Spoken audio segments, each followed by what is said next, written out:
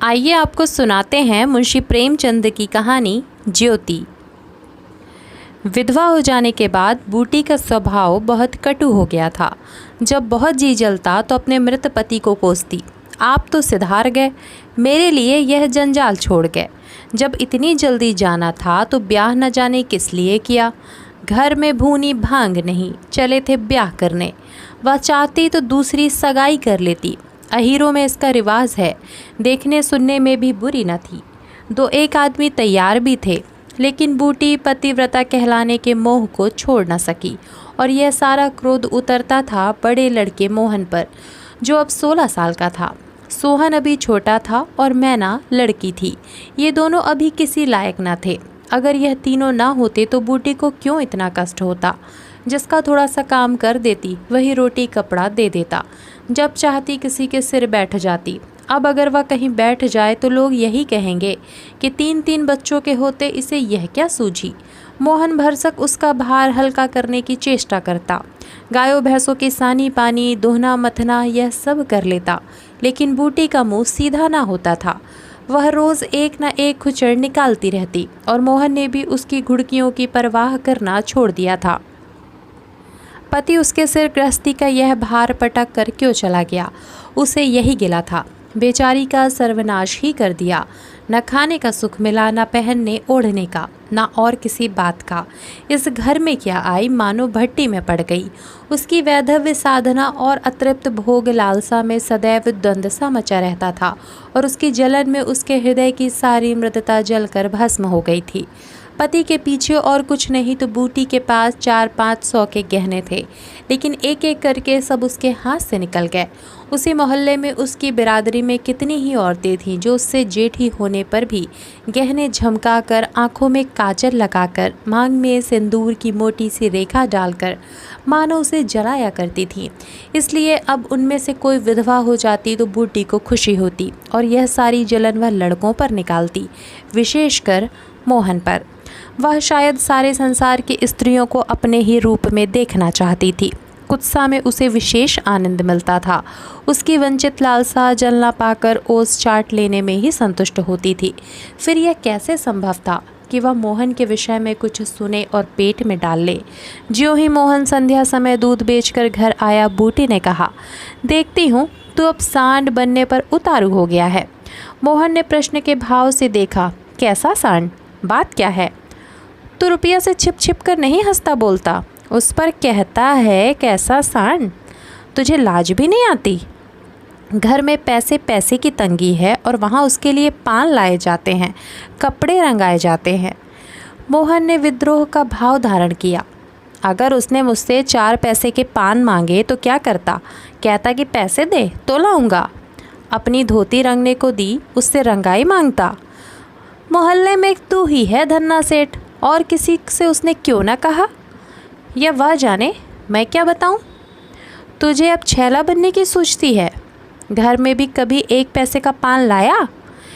यहाँ पान किसके लिए लाता? क्या तेरे लिखे घर में सब मर गए? मैं ना जानता था तुम पान खाना चाहती हो। संसार में 1 रुपया ही पान खाने जोग है। शौक सिंगार की भी तो उम्र होती है। बूटी जल उठी। उसे बुढ़िया कह देना, उसकी सारी साधना पर पानी फेर देना। बुढ़ापे में उन साधनों का महत्व ही क्या। जिस त्याग कल्पना के बल पर वह स्त्रियों के सामने सिर उठाकर चलती थी, उस पर इतना कुठाराघात। इन्हीं लड़कों के पीछे उसने अपनी जवानी धूल में मिला दी। उसके आदमी को मरे आज 5 साल हुए, तब उसकी जवानी के दिन थे। 3 बच्चे भगवान ने उसके गले मढ़ दिए।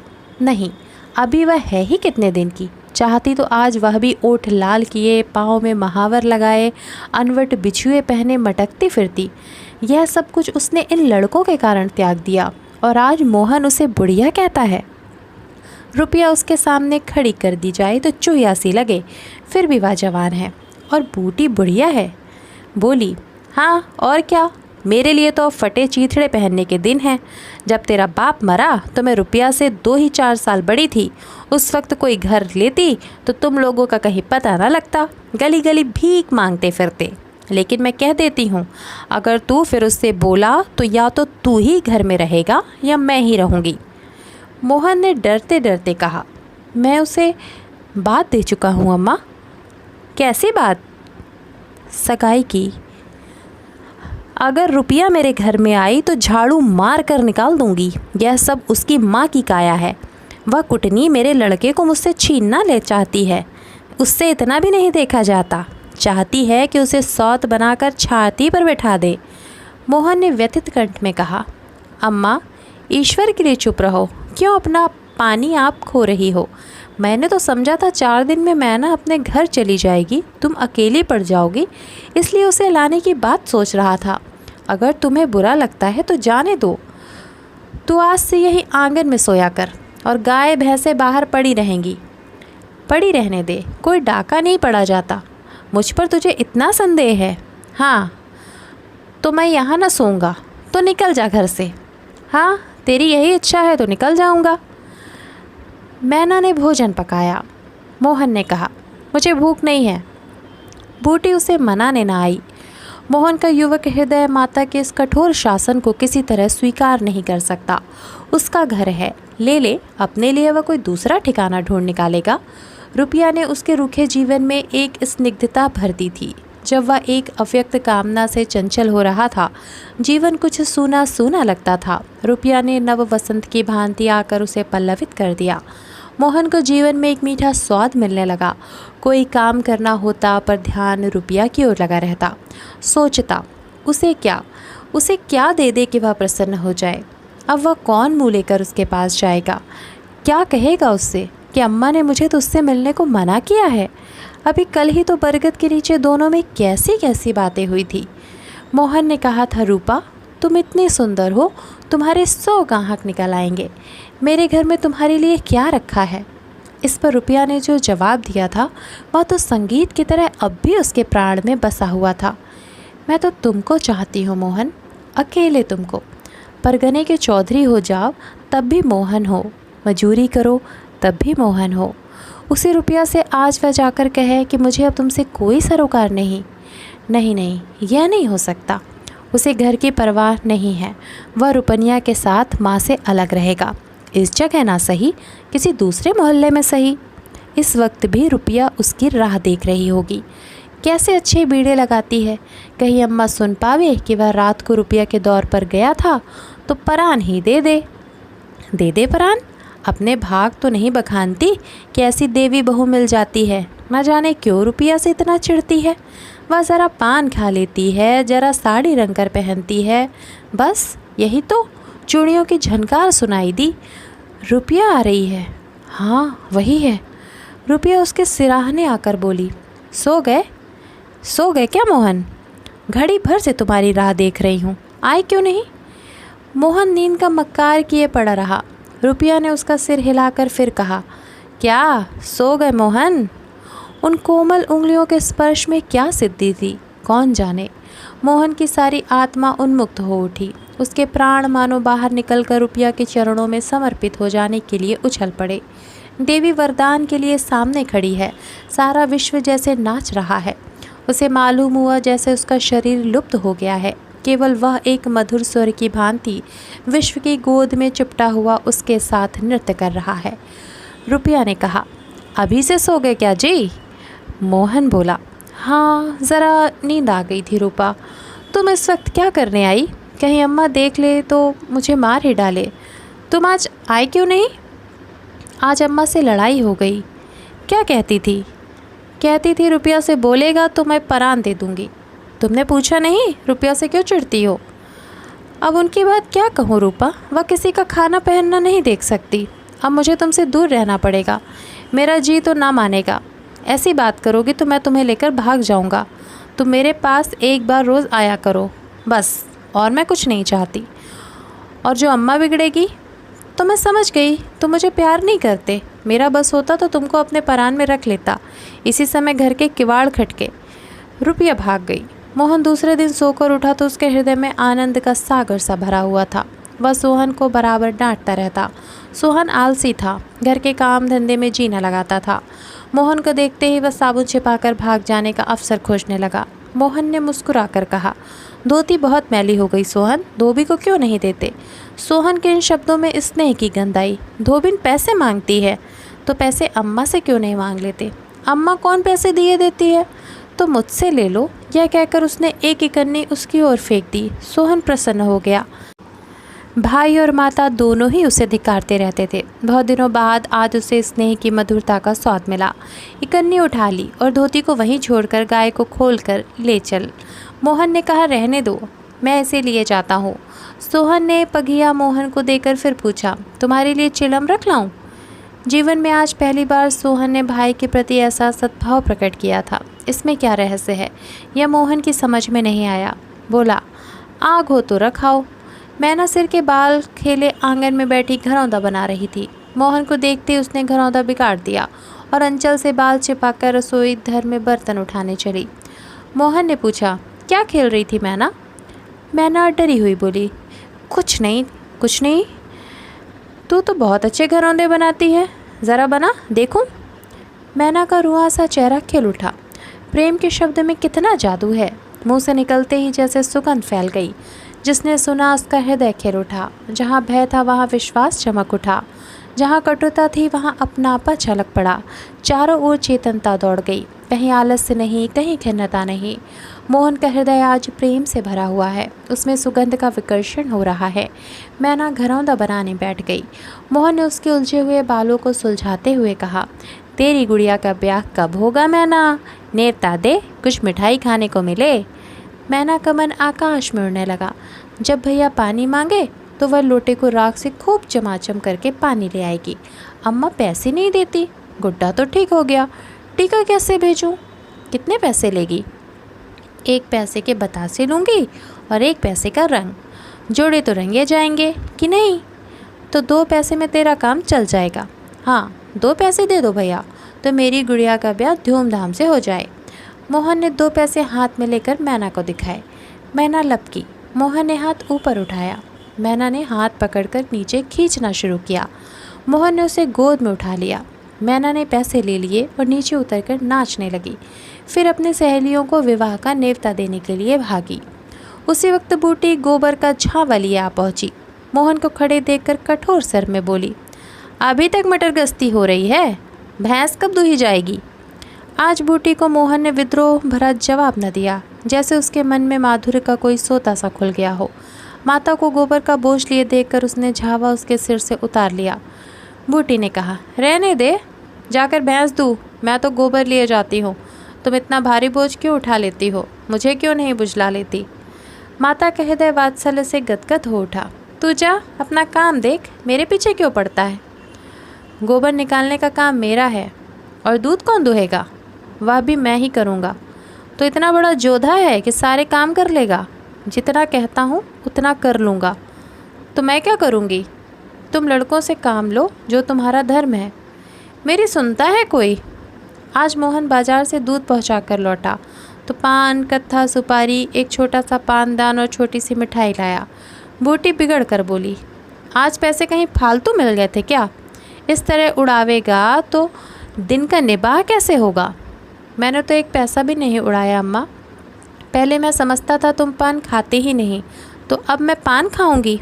हाँ और क्या, जिसके 2-2 जवान बेटे हो, क्या वह इतना शौक भी ना करे? बूटी के सूखे कठोर हृदय में कहीं से कुछ हरियाली निकल आई। एक नन्ही सी कोपल थी, उसके अंदर कितना रस था। उसने मैना और सोहन को 1-1 मिठाई दे दी और एक मोहन को देने लगी। मिठाई तो लड़कों के लिए लाया था अम्मा, और तू तो बूढ़ा हो गया। क्यों? इन लड़कों के सामने तो बूढ़ा ही हूँ, लेकिन मेरे सामने तो लड़का ही है। मोहन ने मिठाई ले ली। मैना ने मिठाई पाते ही गप से मुंह में डाल ली। वह केवल मिठाई का स्वाद जीभ पर छोड़कर कब की गायब हो चुकी थी। मोहन ने ललचाई आंखों से देखने लगी। मोहन ने आधा लड्डू तोड़कर मैना को दे दिया। एक मिठाई दोने में बची थी। बूटी ने उसे मोहन की तरफ बढ़ाकर कहा, लाया भी तो इतनी सी मिठाई, यह ले ले। मोहन ने आधी मिठाई मुंह में डालकर कहा, वह तुम्हारा हिस्सा है अम्मा। तुम्हें खाते देखकर मुझे जो आनंद मिलता है उसमें मिठास से ज़्यादा स्वाद है। उसने आधी मिठाई सोहन और आधी मोहन को दे दी। फिर पानदान खोलकर देखने लगी। आज जीवन में पहली बार उसे यह सौभाग्य प्राप्त हुआ। धन्य भाग के पति के राज में जिस विभूति के लिए तरसती रही, वह लड़के के राज में मिली। पानदान में कई कुल्हैयाँ हैं और देखो 2 छोटी छोटी चिमचियाँ भी हैं। ऊपर कड़ा लगा हुआ है, जहाँ चाहो लटका कर ले जाओ। ऊपर की तश्तरी में पान रखे जाएंगे। जो ही मोहन बाहर चला गया, उसने पान दान को मांज धोकर उसमें चूना कत्था भरा, सुपारी काटी, पान को भिगोकर तश्तरी में रखा, तब एक बीड़ा लगाकर खाया। उस बीड़े के रस ने जैसे उसके वैधव्य की कटुता को स्निग्ध कर दिया। मन की प्रसन्नता व्यवहार में उदारता बन जाती है। अब वह घर में नहीं बैठ सकती। उसका मन इतना गहरा नहीं कि इतनी बड़ी विभूति उसमें जाकर गुम हो जाए। एक पुराना आईना पड़ा हुआ था। उसने उसमें मुंह देखा। होठों पर लाली है। मुंह लाल करने के लिए उसने थोड़ी ही पान खाया है। धनिया ने आकर कहा, काकी तनिक रस्सी दे दो, मेरी रस्सी टूट गई है। कल बूटी ने साफ कह दिया होता, मेरी रस्सी गांव भर के लिए नहीं है, रस्सी टूट गई तो बनवा लो। आज उसने धनिया को रस्सी निकालकर प्रसन्न मुख से दे दी और सद्भाव से पूछा, लड़के के दस्त बंद हुए कि नहीं धनिया? धनिया ने उदास मन से कहा, नहीं काकी, आज तो दिन भर दस्त आए, जाने दांत आ रहे हैं। पानी भर लें तो जरा देखूं, दांत ही है कि कुछ और फसाद है। किसी की नज़र वजर तो नहीं लगी? अब क्या जाने काकी, कौन जाने किसी की आँख फूटी हो। 4 लड़कों को नज़र का बड़ा डर रहता है। जिसने चुमकार कर बुलाया झट उसकी गोद में चला जाता है। ऐसे हंसता है कि तुमसे क्या कहूँ। कभी कभी माँ की नज़र भी लग जाया करती है। ए नौच काकी, भला कोई अपने लड़के को नज़र लगाएगा? यही तो तू समझती नहीं, नज़र आप ही लग जाती है। धनिया पानी लेकर आई तो बूटी उसके साथ बच्चे को देखने चली। तू अकेली है? आजकल घर के काम धंधे में बड़ा अंडस होता होगा। नहीं काकी, रुपया आ जाती है, घर का कुछ काम कर देती है। नहीं अले तो मेरी मरण हो जाती। बूटी को आश्चर्य हुआ। रुपया को उसने केवल तितली समझ रखा था। रुपया? हाँ काकी, बेचारी बड़ी सीधी है। झाड़ू लगा देती है, चौका बर्तन कर देती है, लड़के को संभालती है। गाढ़े समय कौन किसी की बात पूछता है काकी? उसे तो अपने मिस्सी काजल से छुट्टी ना मिलती होगी। यह तो अपनी अपनी रुचि है काकी। मुझे तो इस मिस्सी काजल वाली ने जितना सहारा दिया उतना किसी भक्ति ने ना दिया। बेचारी रात भर जागती रही। मैंने कुछ दे तो नहीं दिया। हाँ, जब तक जीऊँगी उसका जस गाऊँगी। तो उसके गुण अभी नहीं जानती धनिया। पान के लिए पैसे कहाँ से आते हैं? किनारदार साड़ियाँ कहाँ से आती हैं? मैं इन बातों में नहीं पड़ती काकी। फिर शौक श्रृंगार करने को किसका जी नहीं चाहता? खाने पहनने की यही तो उम्र है। धनिया ने बच्चे को खटोले पर सुला दिया। बूटी ने बच्चे के सिर पर हाथ रखा, पेट में धीरे धीरे उंगली गड़ाकर देखी, नाभि पर हींग का लेप करने को कहा। रुपया बिनिया लाकर उसे झलने लगी। बूटी ने कहा, ला बिनिया मुझे दे दे, मैं डुला दूंगी तो क्या छोटी हो जाऊंगी? तो दिन भर यहाँ काम धंधा करती है, थक गई होगी। तुम इतनी भली मानस हो और यहाँ लोग कहते थे कि वह बिना गाली के बात नहीं करती। मारे डर के तुम्हारे पास ना आई? बूटी मुस्कुराई। लोग झूठ तो नहीं कहते।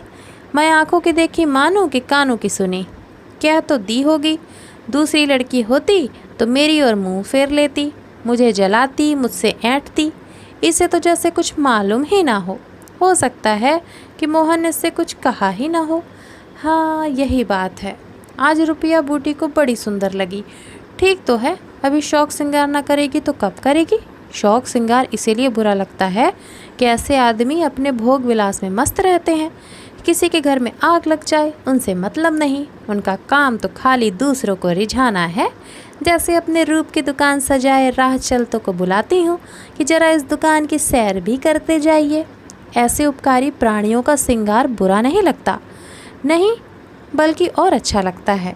इससे मालूम होता है कि इसका रूप जितना सुंदर है उतना ही मन भी सुंदर है। फिर कौन नहीं चाहता कि लोग उनके रूप की बखान करें? किसी दूसरे की आंखों में छुप जाने की लालसा नहीं होती। बूटी का यौवन कब का विदा हो चुका, फिर भी यह लालसा उसे बनी हुई है। कोई उसे रस भरी आंखों से देख लेता है तो उसका मन कितना प्रसन्न हो जाता है। जमीन पर पाँव नहीं पड़ते। फिर रूपा तो अभी जवान है। उस दिन से रूपा प्रायः 2-1 बार नित्य बूटी के घर आती। बूटी ने मोहन से आग्रह करके उसके लिए अच्छी सी साड़ी मंगवा दी। अगर रूपा कभी बिना काजल लगाए या बेरंगी साड़ी पहने आ जाती तो बूटी कहती, बहू बेटियों को यह जुगिया भेष अच्छा नहीं लगता। यह भेष तो हम जैसी बूढ़ियों के लिए है। रूपा ने एक दिन कहा, तुम बूढ़ी काहे से हो गई अम्मा? लोगों को इशारा मिल जाए तो भौरों की तरह तुम्हारे दौर पर धरना देने लगे। बूटी ने मीठे तिरस्कार से कहा, चल मैं तेरी माँ की सौत बनकर जाऊंगी। अम्मा तो बूढ़ी हो गई, तो क्या तेरे दादा अभी जवान बैठे हैं? हाँ ऐसा, बड़ी अच्छी मिट्टी है उनकी। बूटी ने उसकी ओर रस भरी आंखों से देखकर पूछा, अच्छा बता, मोहन से तेरा ब्याह कर दूं? रूपा लजा गई, मुख पर गुलाब की आभा दौड़ गई। आज मोहन दूध बेचकर लौटा तो बूटी ने कहा, कुछ रुपए पैसे जुटा तो मैं रूपा से तेरी बातचीत कर रही हूँ। तो आप सुन रहे थे मुंशी प्रेमचंद की कहानी ज्योति।